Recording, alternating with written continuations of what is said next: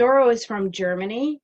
She's somebody that I've actually started to develop quite a relationship with. I think that she has a lot to share about what's going on in Germany. Thank you for everybody else who has shared their experience. And I think it's quite amazing that so many of these women from different places have so much in common when it comes to the struggles of women in recovery and the shame that comes along with that, and different cultures and all those things. And you know, it's enlightening to hear those things, and I'm extremely honored to be here. And I think Doro will give you some insight on what's going on in Germany, and I'm so proud of you, Doro. And go ahead, Doro. Yes, I'm Doro, and I'm an addict from Germany. Thank you for having me. It's quite an honor, and I'm really nervous. And I also think I don't know what to add. So much has been said already, and yes, it's well, I can only talk about my personal experience, and of course it's just how I perceive, and maybe maybe other women in Germany don't perceive it that way. But the area where I live in Germany, we are really a young area, just a couple of years. We are an own area, and in my city itself, we have 3 meetings a week, and we are a very small community. And so it's also in my home group. And actually, before all the Corona stuff was happening, we had quite a rough patch already. For quite some time, people were dropping out, not really many newcomers coming, not much of manpower for HNI. Just we have very little HNI activity going on in our area. And when I was in treatment, I tried to start a group myself, but it was from the treatment center, it was not allowed. So I'm a person, I talk about my problems, which always helps me a lot. So I was in a in a WhatsApp group. I'm not doing Facebook, but in a WhatsApp group of my home city, NA WhatsApp group, and I talked about it, and someone recommended the telephone and the online meetings. So I started doing that, and that helped me a lot to also, I continued when I got out of treatment because of the very small. Wait a second. Luis, ich weiß es nicht. Machst du mal? Luis, ich spreche gerade. Machst du mal die Tür zu, Mäuschen? Danke mal.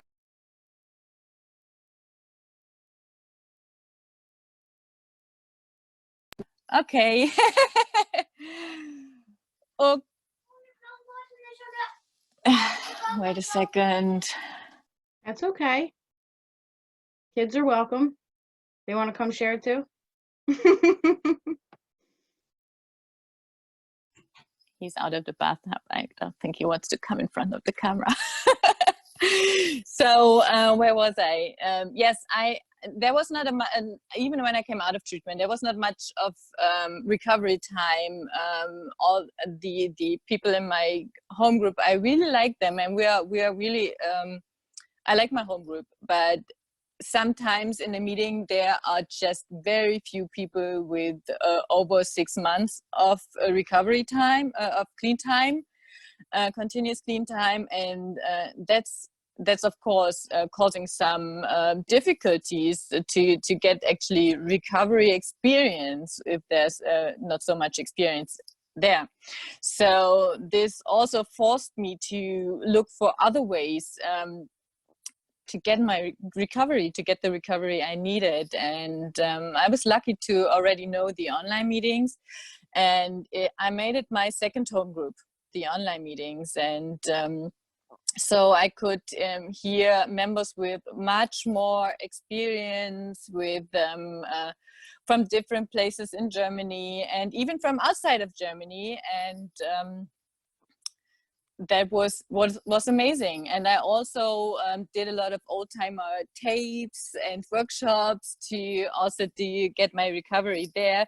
So and in the service in the online meetings, when I came to the online meetings, it was basically no more service structure for some reason, but it was a lucky time that I came in, because a couple of other people came in with me around the time I came in, and we were 3 or 4 people who started rebuilding the service structure. So we started with the regular business meetings, for all the online meetings, with issues for all the online meetings, and started to have it regularly, even if there was very little attendance. And we did also started the business meetings for the individual online meetings to get the service up and running there too. And yeah, just did it from scratch basically, because for some reason it broke down quite some time before I came to the online meetings. And what we also did to make them better known is we use WhatsApp a lot. In Germany, we have a lot of NA WhatsApp groups, and it's always, oh, yet another WhatsApp group, but still they have a lot. I mean, we have women's WhatsApp groups as well. And for the holidays, we did a flyer with all the login information, and with our website from the online meetings, and the marathon meeting, and we just send it out through all the WhatsApp groups we had, and make them known. Yeah, it really helps to make it known. And then we decided to, I got a couple of women together to start a women's meeting online. There is a women's meeting about an hour and a half away from where I live, and I said, oh, well, why don't you make it a hybrid meeting so I can join more often? But of course, it was before the online hype happened, and so they were not really interested.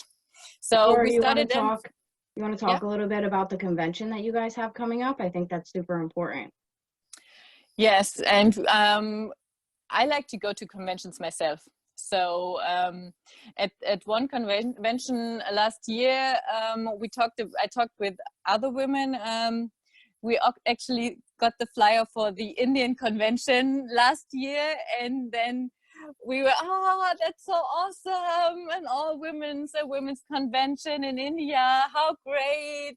And so we came up with the idea to start our own women's convention, German-speaking women's convention, and I'm in the committee there as well, but it's going to be next year. So it didn't happen yet, but it's the most amazing experience, how easy and how quickly and things can get done with women, with if there are no men included to make it more complicated. But sometimes it just is that way. We do get things done so efficiently, just when it would be, and then get the room, and then get the funding, and the name, and we have a flyer already, and we don't meet very often actually, just and we have it almost everything done already. So that's yeah, that's really a great experience too. So yeah, basically I talk a lot, we talk a lot. I observe, I listen what others do, and I also want to talk about sponsorship really quickly. It was really hard for me to find a sponsor. I asked a couple of women and they said no, and especially since there are not really many women in my area, in my city, yeah, it was tough to get a sponsor. So I tried to make it easier. So I started sponsoring really quickly, actually, so other women can have a better experience and don't have to face being turned down a couple of times.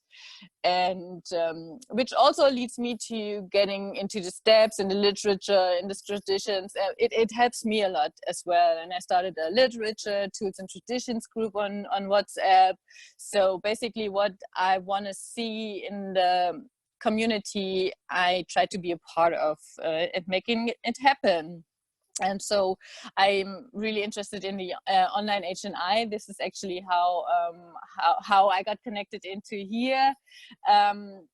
last year there was this workshop on online meetings, and that's where I was in a group with Shane, and then I reached out to Shane for experiences and got invited into an online or virtual HNI meeting where I also met Jess. And well, it's helping me to just if the people are not interested in my area, and I talked about the online HNI in my area at first in my city, then in my area, and they were simply not interested. So I went onto the regional level, and they were a bit more interested, but they cannot really they don't know really what it's gonna be like. So they said, well, put a team together and get us some material concept or something, and then we talk again. And that's when I reached out to find people who are more enthusiastic about it. Yes. Yeah, that's basically what I wanted to say. If you want to have things done, you have to do it yourself. And then, of course, it's very important to also get the group conscious, to put it into the group and discuss it, develop it further, to get a group conscious on it. And yeah, thank you for having me.